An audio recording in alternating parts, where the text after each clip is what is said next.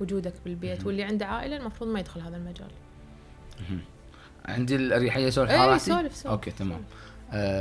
اول شيء شغل الشاحنات يعني believe it or not كان بالصدفة بالنسبة لي انا. بعد الكورونا، بعد ما كوفيد 19 وطقتنا الجائحة هذه ووقفت الشغل كله، صار في لاي اوف من شغلي القديم. لاي اوف شنو بالعربي؟ اللي هو تسريح.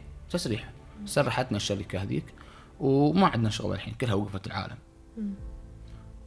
تاخذ اللي هو هذا الاي اي، تاخذ اللي واحد ياخذ شغل الاي اي اللي هو راتب قليل. اي الراتب قليل. الراتب اللي هو شو يسمونه بالعربي البطاله.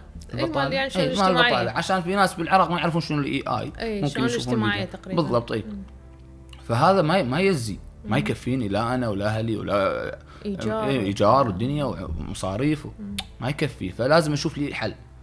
هني تجي موضوع كندا. انت قلتي خذ راحتك بالسؤال، صح ولا لا؟ اي نعم. موضوع كندا، ليش كندا عطتك الفرصة الثانية؟ عطتني فرصة أنا وغيري عطتني فرصة ثانية إنه ممكن ننتعش مرة ثانية بعد الجائحة هذه. الناس كلها طاحت وما عندها شغل. وهذا في برنامج كندا كانوا يسمونه second career اللي هو اللي يسمونها بالترجمة المهنة الثانية. هذا البرنامج يقول إذا أنت تقدر، إذا أنت إجاك تصريح، مو تصريح، اللي هو اللاي اوف، اذا جاك لاي اوف من شغلك وظليت تقريبا 3 شهور ما تقدم دور على شغل، مو محصل شغل، انت تكون مؤهل للبرنامج هذا.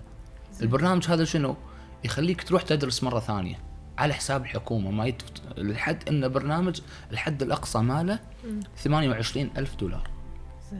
يسمونه البرنامج سكند كير.